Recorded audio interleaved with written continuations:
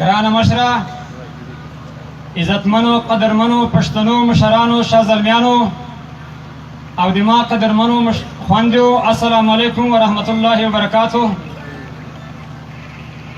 زه دومره حیثیت خو نه لرم چې زه د تاسو ټایم واخلم، خو د ګران مشر محمود خان اچکزي شکریه ادا کوو چې د اړنګ پنګ پښتانه یو میدان ته یو سټیج ته رابللي او په خپل منځ کې د خپل ځان ویر او غم او شادي باندې خبرې کوي.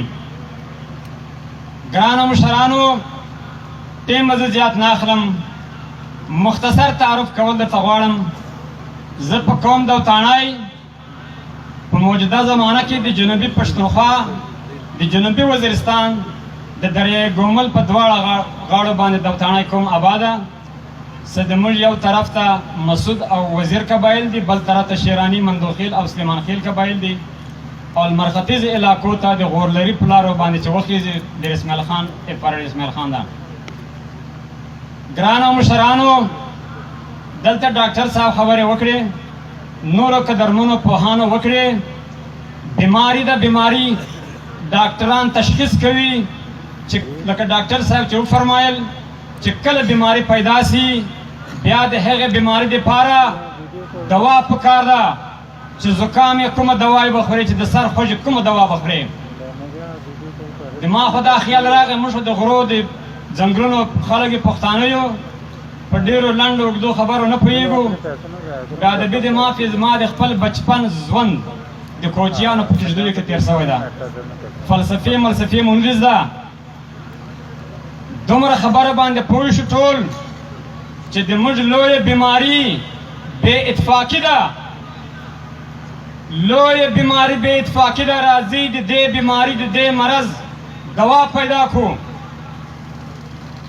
سردار صاحب مخامخ ناست، خان صاحب ناست، نور دوتاني قدرمن مشران، ما سے جغرافیه درته پړاو کړه، درته بیان مې کړه. غرض او مقصد او غایت مې دا ده چې د افغانستان بونډري چې کوم خند او رسک ورته وایي په دغ سلیمان خیل قوم آباده، په د شمال طرف ته یې ګران قدرمن قوم مندوخیل آباده، په منځ کې سره ټکر د شخړې دي، جنجالونه دي. لږ مرخاته خواته راسه، دوتانای او مرانای ورور سره ټکر دي، شخړې دي، دندې دي، جنګونه دي، زکویې کې دا شکې دي. لږ مخته راسه بیا وزیر او مرانای قوم سره لګیا ده، چې د غولري په غرو راوخیږي. مخته راسه بیا په کلاچي ګنډه پور او دوتانای ده، بیا غورځه یا وزیر ده. دا به څوک کوي؟ دا فیصلې به څوک کوي؟ چې کلیو باندې د پښتنو په منځ کې زکویک لګیایي، دا شکې لګیایي، راکټ لانچرې لګیایي. د دغ پښتانه بچی به خاورې تعلیم وکړي، دا به څنګه ترقي وکړي، دا به په آرام خوب نه وکړي. خوب خو پرېږده، په جماعتو کې به په سکون سره لمونځ نه وکړي. دا ذمهواري د چا ده؟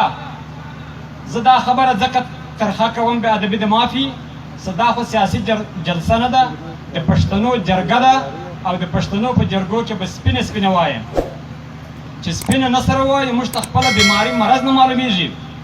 دا د پښتانه قیادت ذمهواري ده چې دی راچک سي پښتون په اتفاق کې د پښتانه د منځه دا غمونه دا دردونه لرې کړي. پروا نه ستنیستي دي چې کوم دولت په دې راکټ لانچرو، په زکویکو، په کلاشینکوف باندې پښتانه برباد کړي. که دا تعلیم دغو پښتنو قومو څه زه یادومه، نور داسې ډېر دي. مسعود او وزیر رانه هېر سو، مسعود دغه لانجې دي.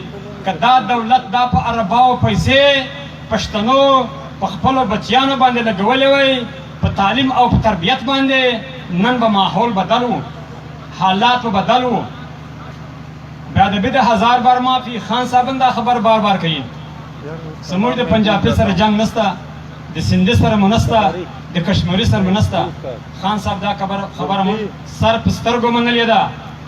ولې زه په حیدرآباد کراچي کې زه ټیکې کومه، کاروبارونه کومه، بلډینګان جوړومه، پنجابي ته حق حاصل ده چې ما کلي ته راسي او دی په سایکل باندې که کلفي ملایي خرڅوي او که سموسې پکوړې خرڅوي، که پاپړ خرڅوي. ولې به بدو سترګو ته ګورم؟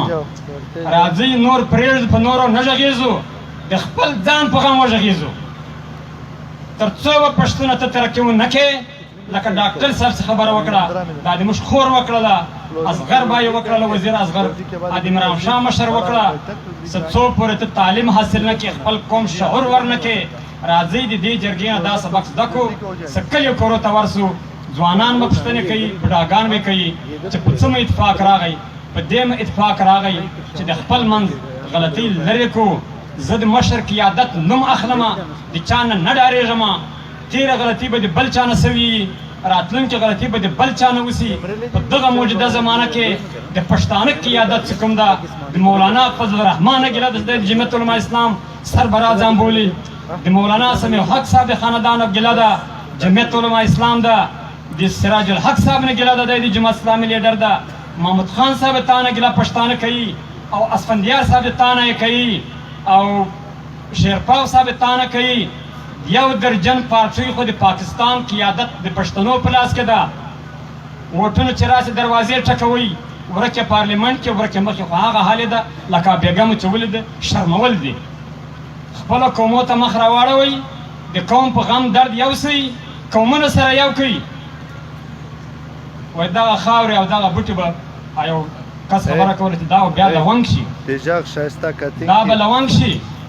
یوه خبره د ملګرو نه پاته کېږي، زه کومه ستاسو په اجازه، ټیم کم ده، چې د سوات نه ونیسه تر کوچې پورې، تر مغولو مخته، تر انګریزانو مخته، د پاکستان تر جوړېدا مخته دلته یو قسم مخلوق و، هغه ته به کوچیان ویل، مالداران به ورته ویل، هغو به دنیا غټ تجارت کاوه. د ازبکستان، ترکمنستان، کازاکستان، سمرقند او بخارا او د ایران مشهد او د زاهدانه به سامانونه راوړه هندوستان ته، دغه ځای به وړل بیرته افغانستان ته یا نورو ملکو ته. دا کوچیانو اکثریت پښتانه هر قوم و، خروټی و، ناصر و، یوسفزی و، کاکړ و، ناصر، سلیمان خیل او دوتانه و. نور خو جای په جای جایز و د مجبوریو نه. بعضې قومونه لا اوس هم کوچیان دي. د دغه جرګې په وساطت سره موږ پاکستان ته دا وایو، د افغانستان حکومت ته دا سوال کوو چې د دې کوچیانو لارې مه بندوه، دغو ته بین الاقوامي حق حاصل ده چې دی لاندې په موسم کې پاکستان ته راسي او دی د ګرمۍ په موسم کې افغانستان ته ولاړ سي. دا خلک د دواړو ملکو دي. زه هم ډېره شکریا ادا کوم. یوه خبره درته کومه، که څوک وایي هم پښتون یم هم مسلمان یم، که مسلمان یم بیا پښتون هم یم، شین زمری پرو زه د غرو په لمن یم، زه چې زوی د پښتون غیرتمن یم. د زړه خوږ به مې هله درمان شي، افغانستان یادوم، د زړه خوږ به مې هله درمان شي، چې در ځان تیر هیواد مې ودان شي، د آبادۍ خورا ارمانجن یم، زه چې زوی د پښتون غیرتمن یم. هله سر به مې لوړ تر هر چا وي د پښتون قیادته چې ما یاد کړې، هلته به مې په اسلام آباد کې به خو سرلوړي نه راوړه. هله سر به مې لوړ تر هر چا وي چې اغوسته مې خپله خمتا وي، نه چې مړ پروت زه د بل په کفن یم، زه چې زوی د پښتون غیرتمن یم. وسلام، ډېره مننه.